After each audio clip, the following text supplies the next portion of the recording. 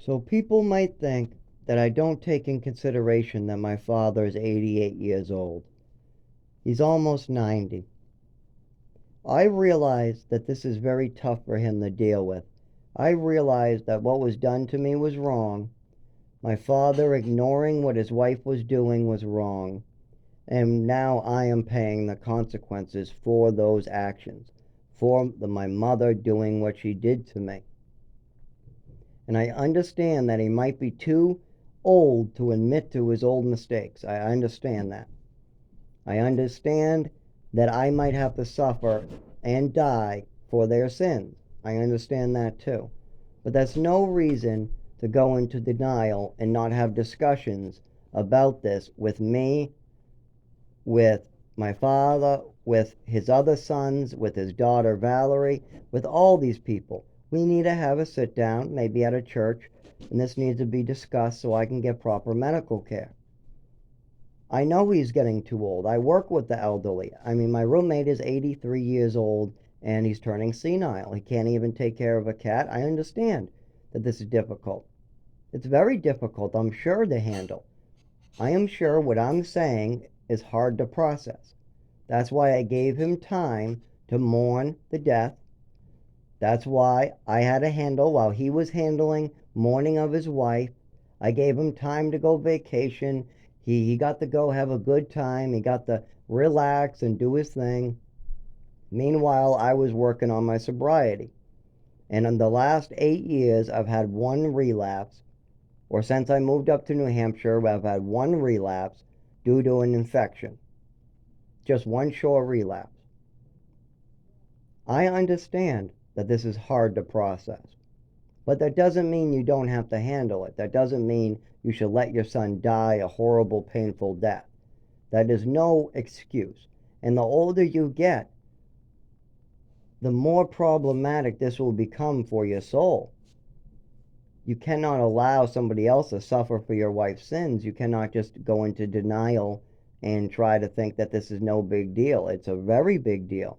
And it needs to be discussed between the people who knew my mother, me, who really knows my mother. I mean, I know my mother better than anybody else. I was there in the car with her alone. I was there when it was just me, my father, and her.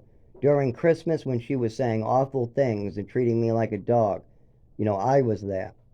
But there was also times where other people were there. And I care about him greatly. That's part of the reason why I'm bringing this up. I want to make sure that he goes to a good place. I want to make sure that he can be forgiven for his sins and move on. I want to make sure I get proper health care and that I can get the health care I deserve. And I want to make sure that he can be forgiven. And he didn't do anything bad. He was a great guy.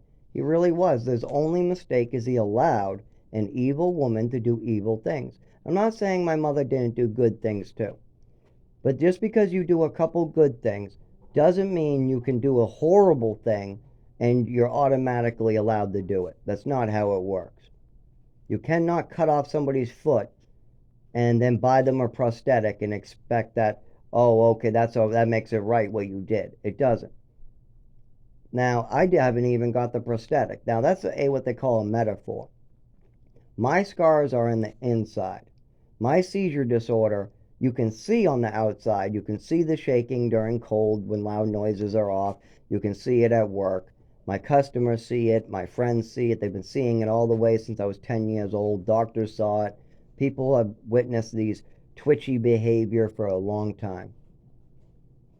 But that's no excuse. When you get to a certain age, you need your soul. You need to ask for forgiveness, and you can't ask God for forgiveness if you're just still making those same mistakes and I'm still suffering.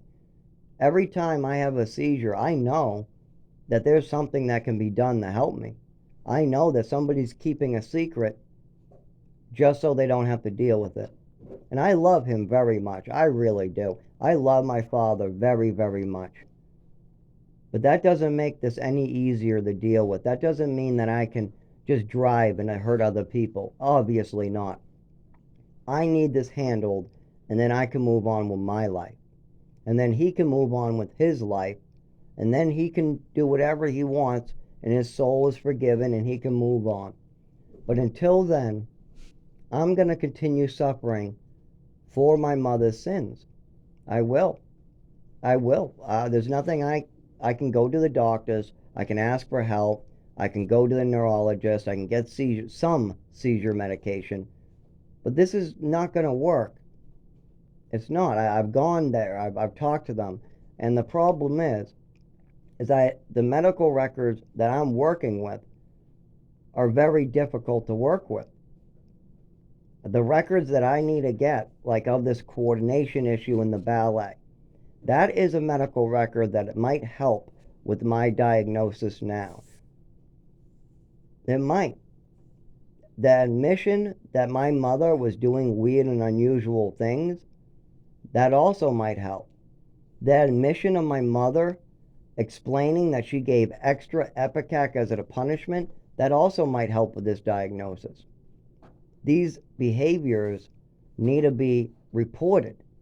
You cannot go through life expecting your son to pay for somebody who's not even here anymore. I paid for those sins, and I'm paying for them again and again, 20 times over. I paid and I paid and I paid and I paid. I've paid with my life. I have had my brain smashed against the frickin' cement so many times during these seizures. I might be unconscious, but when I wake up from these seizures, when I do that, I lose a piece of myself. And there's no reason to continue to allow this to happen. There's no reason that I have to continue paying for Patricia's sins. I don't. The only reason is somebody does not want to take responsibility. They do not want to have an admission of guilt. That's what I need. I need an admission of guilt. This should be bothering him. He witnessed a lot of these behaviors. I mean, when she woke me up in the middle of the night saying that there was people up and down the hallways, he was there. When she gave me Ipecac and gave me extra Ipecac and then said that out loud, and when she admitted this years later that she gave me Ipecac, an extra Ipecac. The key word there is extra. I don't care if she gave me Ipecac for eating a mushroom, but the extra part of that is really important, because this was a long time ago that she gave me extra Ipecac. So what other extra did she give me? Lots. She gave me lots of extra meds. And that's why I'm having the problems that I've had today. That's why I've had these shakes back when I was a teenager. That's why I had these problems moving my body at age 10. This is why I had a seizure outdoors in New Mexico. This is why I had the problems at age 7. And this all stems from an overdose at age 7. And there are medical records out there that can be used. I constantly brought this up and had a conversation.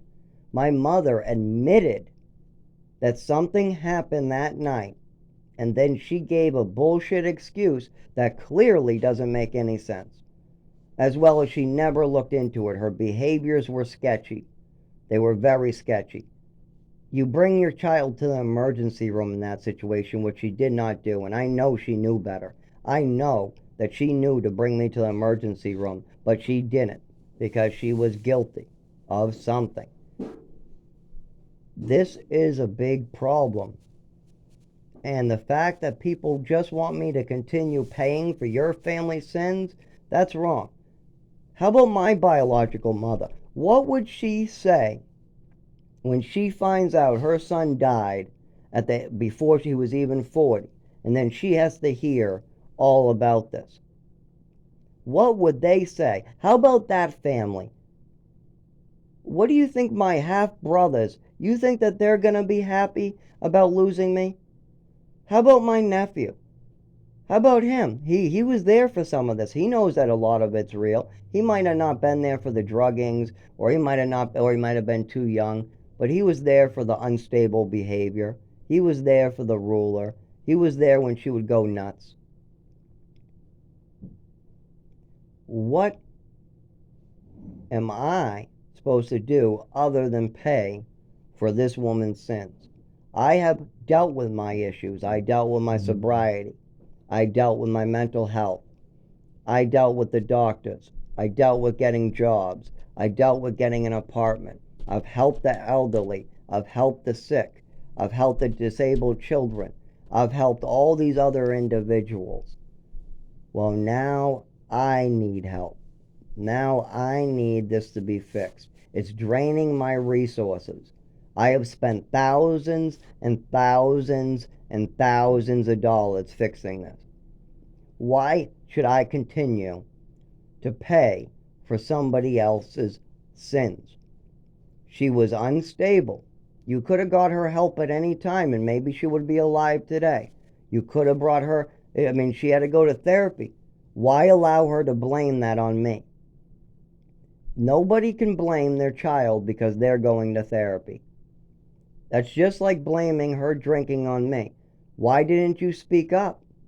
When she blamed me for weeks about alcohol that was missing, and then at the end she admits that it was her. Is that not a problem? Is that not something to be looked into? What, is it too embarrassing to admit that your wife had a problem? But you'll continue to say I had a problem, right? That's not embarrassing for you. Why? Because I'm somebody else's biological child? Is that what makes it okay to do this to me? Is that what makes it okay? What? Because you needed money for Social Security? Does that make it okay? How about your mistakes when you dealt with Social Security? There's papers out there that show that you got me thrown out of a good program, a good one, that was showing me the skills I needed. Because you didn't want to tell them that you were collecting money in my name. You made a mistake. And I saved you from that mistake. I saved you from that. I walked in and I was told that I could press charges and get that money back. But instead, I backed you. I gave love to my father. I refused to sign the paperwork. I refused to come after you under one agreement, that you help your son.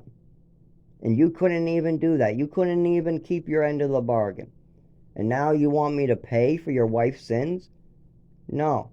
If you're 88, you need to handle this sooner than later. Because when I pass away, I will be waiting someplace for you.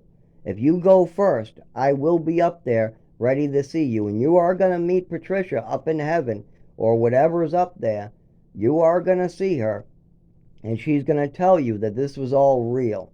And you're going to know, and God's going to tell you the same thing. You knew this was real the whole time. You had many family members speaking up. I've been speaking up for, 20 years about this, about something be going on. My brother spoke up that something was going on for what? Your own son, your biological son told you something was going on. And you allowed your wife to say horrible things about him. Horrible things about the both of us. Your own grandson was scared to visit. He was. I remember all those times that he was scared to come over, not because of you. We loved you. We loved my father to death. He was a good person.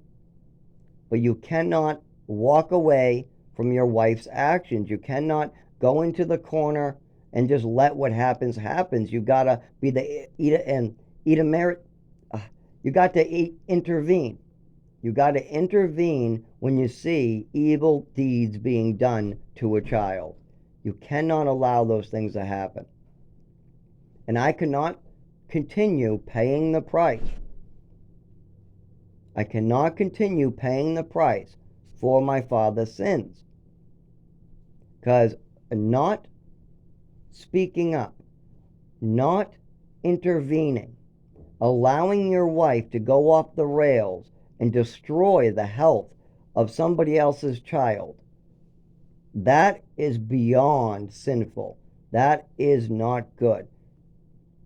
But it's forgivable. It's only one mistake. You let this happen to me. You let your wife do unspeakable, evil things. to a child with all different types of drugs, medications.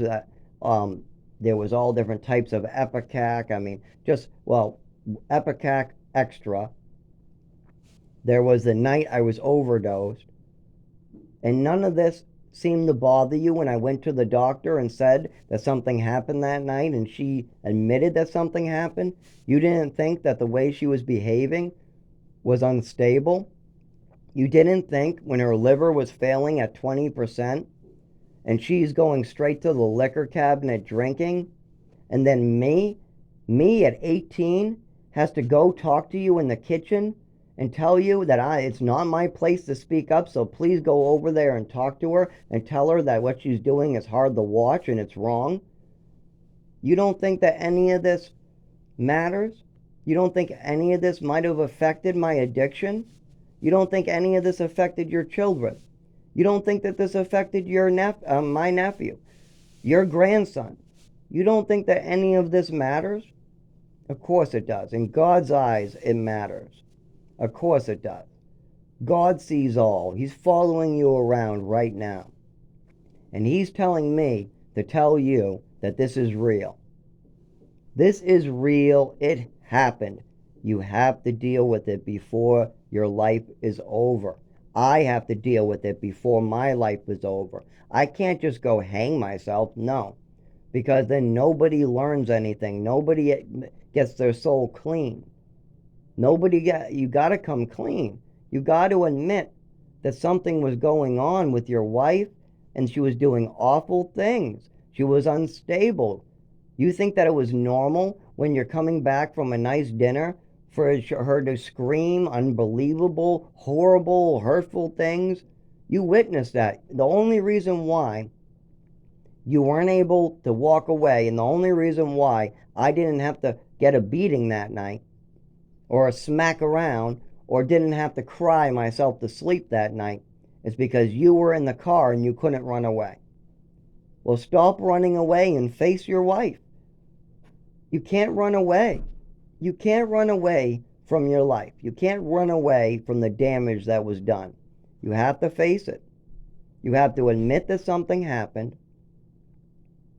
That's an admission of guilt. That's how you take responsibility. You admit that you saw things that weren't right being done to me. You got to admit that this is real and that I have health issues from this, that this goes back to that night as well as many other days and things that happened to me. There was many others. That original overdose was the one where it started. But there was so much more going on. You have to admit that traveling me around all over the country, moving me after place to place to place to place to place to place to place, might have made it harder for doctors to establish care. It also makes it much harder for doctors to know what to do with my health now. You got to admit that that's a problem. I'm willing to admit that I had an addiction problem. I ran away by becoming an addict. I treated myself. I did. And that made my addiction worse. I was running away from my problems. I was running away from what my mother was doing to me. I was speaking up, but that's not good enough when you have a new doctor every year. That's not good enough. You got to admit that you weren't there for me. You weren't there when things were going on. I mean, even the school watched her in the parking lot smack me around. And that was in Chelmsford. I was only 16 years old. I get picked up from school, and she's having this anger fit, this terrible fit. And I tell her she needs to stop. She smacks me around, and then I have to get out of the car, go in, tell the staff what's going on, tell the teachers that what's going on is wrong, and then you come and pick me up hours later. That's wrong. That is terrible. Because I did nothing to deserve that day. I did nothing. There were many days where I was quiet and I was treated like an animal. I was treated like a test lab animal. And you don't think that it's weird that Patricia wanted me to be schizophrenic? That she continuously said that she thought I was schizophrenic even though it's very obvious I'm not? You don't think that that could have hurt me if I went along with it? And I went along with what you guys wanted from me. If you guys wanted me to see a doctor, I saw the doctor. If you guys wanted me to take a pill, I took the pill. I did what you guys told of me. And now I'm just asking that you do the right thing. Just do the right thing. Believe in your family. That's all. Believe in the truth. Believe in your sons. Don't go the easy route. Don't go the evil route. Don't deny and go in denial. Don't make up stories like this is just a lie or this is a fantasy. It clearly isn't. If it was a fantasy, why would everybody be speaking up through my whole life? Why would this all be spoken up? I mean, people were telling you, my mother had a problem. My mother has a problem. My mother has a problem. Even her own son, her own biological son, would not show up to the funeral. And if it was about money, then that's one thing. But there's a lot more going on there. There's a lot. There is a lot going on with her, and that is why she's not on this earth today. Liver failure is a consequence of drugs and alcohol. It is. It is a consequence of drugs and alcohol. That's a red flag right there. I gave you time to mourn. I gave you time to vacation. I gave you time to deal with this. I gave you my love. I gave my love to your family. I gave my love to your grandkids. I gave even love to the person who was abusing me. I gave love to you. I mowed your lawn. I hugged you. I hugged that woman that was supposed to be my mother. I took the drugs you told me to take. I took the smacks around. I took the ruler like a man, and then when Seth was scared in the kitchen, and I came out, and he said, oh my God, I said, don't worry, this happens all the time. I comforted your grandson because he was scared. Now, if it wasn't me taking that ruler, who else would it be? What else would have happened? Tell me. If I wasn't taking this light, if I wasn't the lightning rod for her, what do you think would have happened? Huh? What would have happened? If I wasn't taking it, I'm telling you, you would have got in fights all the time. Your relationship would have broke down. My father and my mother would have been at each other's throats. It wouldn't have worked out. And if it did, then some other child would have been hurt. It is not okay to deny the truth. You can call me a liar. You can call this a fantasy, but it doesn't make it a lie, and it doesn't make it a fantasy. It doesn't make it any less real, and I won't have any less seizures. I am off all the drugs. I got my mental health under control. I think perfectly clear. I know what happens. I know what happened, and I know what happens next. My seizures are going to get closer together. If I walk out of the cold this winter, I will get hurt. If I go to a big concert with loud noises, it will hurt. And if I want to go to a concert, I will have to take drugs. And I'm not willing to do that. I am not willing to do that. Maybe I was willing to do that at 16.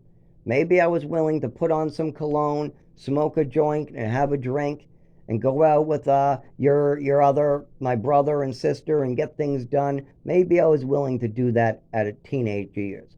But I am not willing to take drugs for you anymore. It's time to handle this.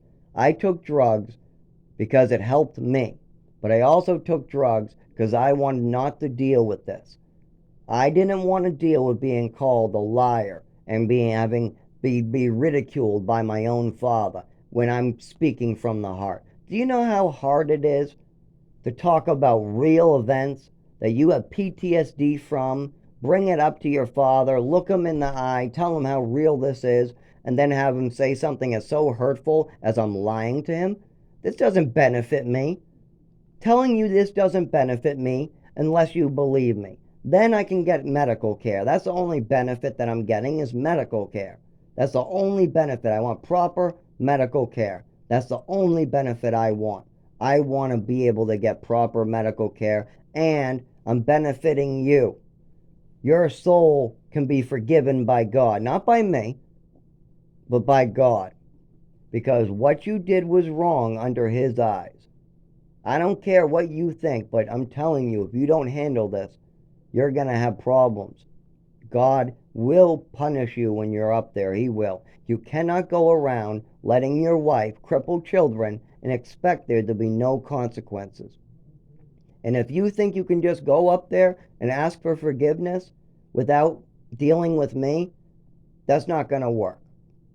Because He's going to make you wait for me to get up there. And depending on how much I suffer, depends on what happens when I get up there. And I might even beat you up there. I might. I've already had several close calls. So I want to know, is your plan to just let me suffer, let me die from your wife's hand, and then just ask for forgiveness when you get up there? Because I'm telling you, that's not going to work. You need to handle this. You need to admit that something happened. You need to help your family and your sons. You made a guarantee to take care of me. You took another child, somebody else's child, into your home. You told the state that you would guarantee I would be safe. And then you allowed horrible things to happen to me in Westford. Then you allowed horrible things to happen to me in New Mexico. Then you allowed horrible things to happen to me in Maine.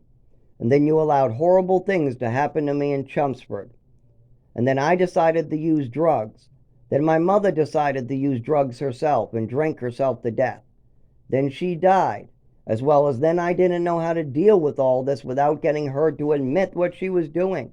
There was several times I got her. I cried myself to sleep trying to think of how to get Patricia to tell the truth. And sometimes it worked. Sometimes I got her to stare you in the eye and admit that she drank the bottle downstairs, that she was day drinking. I got her to admit that, not you. I got her to admit that she gave me extra Epicac. I got her to admit that in front of witnesses. I got her to admit at the doctor's that something happened that day. I wanted to know what happened, why I feel like this after I woke up. Why do I have lightning going through my body? Why can't I move my body ever again properly? Before I came into your household, I didn't have this. Then one night, just one night with watching a TV, Batman Mr. Freeze, I was never the same. Why is that okay to do to me? Why do I have to continue paying for something that was done to me? That's not right. You cannot expect for your sins to be forgiven if you're not going to even come and talk to me about it. If you're not even going to do anything to fix it now that I have all the information to give you. I got all the pieces of the puzzle. I can give you all these pieces. I can explain what was going on. I can tell you reasons why she did the things she did. But if you're not willing to believe me, if you're not willing to listen to God's truth, if you're not willing to listen to my truth, if you're not willing to care about another human being that is suffering, then you can't expect to be forgiven after. You can't. You cannot count on your forgiveness to be guaranteed. If you're just going to continue to allow this to happen, you're continuing to allow my suffering because of somebody else's deeds. Okay, if my liver fails from hepatitis, that could have been my drug abuse, and I will take responsibility for that. But also, why was I doing drugs in the first place? Why did I choose to do drugs? Where did I first get high? What meds was I given? What diagnosis did I have? Why did the doctor say I couldn't move my body properly and I was put into ballet? Why did I have such an allergic reaction at age 7 that I talked about it to every doctor? Why? Why was I given extra Epicac? Why? Why did my mother call me a dog and say that I was no better than a dog? Why did my mother have mental breakdowns? Why did my mother's liver fail? I have answers to all these questions. And I can tell you what's going on. But not if you're not willing to listen. Not if you're not willing to do the right thing. If you don't want to do the right thing, that's fine. But don't expect that good things are going to happen to you after death. Don't expect that. You have to be a good person, and you have to make things right before you can do that. I'm surprised that you can even walk into church knowing now what I've told you. And it's not no lie. It's not no fantasy. It's nothing like that. That's just an excuse for you to go into denial. And if Alice wants to tell you that it's a fantasy, well, she wasn't there. She didn't hear what she called Tim. She didn't hear all the conversations in the car. She didn't see the ruler when Seth would cry and not want to come and visit. She wasn't there at the doctor's office when the doctors were saying I had a coordination issue. She wasn't there when I was having problems speaking. She wasn't there in New Mexico when I was left out in the woods and I had one of my first seizures. She wasn't there when my mother was making up sketchy excuses like that this was an allergy and then not investigating it. She wasn't there when my mother was on the phone and they told her to bring me to the ambulance and she refused. Bring me to the hospital and she refused. She wasn't there. So Alice is forgiven. Alice does not know a damn thing. All she knows is what my mother told her. All she knows is what you tell her. Alice does not know what happened in that household in Westford. She does not know what happened in Texas. She does not know what happened in New Mexico. She does not know what was happening in Maine. She does not know what was happening in Chelmsford. But Seth knows. Tim knows. I know. I think even Valerie knew a little bit. But I think she did maybe overhear about the Ipecac giving me extra. I think that she might have been the one that was in the living room on the couch when I was in the kitchen with my mother and I was trying to get her to admit the truth. I think that she might have overheard that. But I can't quite remember who was in the living room at that time. But I know that I was looking at my mother and I got her to admit to what she was doing to me. Just one of them. Just one of the many evil deeds. But she doesn't know. And that's not her fault. That's because me and you were lied to. We are victims. I'm a bigger victim, but you're a victim too. My father is a victim because he was lied to, as well as he wanted to be in denial. It's much easier to not deal with this. I know it's easy, but just because it's easy doesn't make it's right. Pray for strength. If it's hard, do it hard. If it's easy, do it easy, but get it done. Don't let somebody suffer for somebody else's sins. I have my own life to live. I have my own family to create, and all that was taken from me. My whole future was taken from me. Way before I was even 12 years old, my future was taken from me. I didn't know it yet. I didn't quite know what was being done to me. But now I do. Now I'm old enough to talk about it with professionals and understand what was going on. And I can have conversations, especially if I take my seizure medication. It helps quite a bit. That's why I'm able to talk much better right now, because seizure medications make a big difference. They're the only medication that really makes a difference. Neurological medication that helps with the nervous system. But most likely he's going to stay in denial until the day that me and him die. And that's not right. But I can't twist somebody's arm into doing the right thing. I can only speak to them over and over and over and keep a record of the truth. It's all I can hope for, is that the truth gets out there and people do the right thing.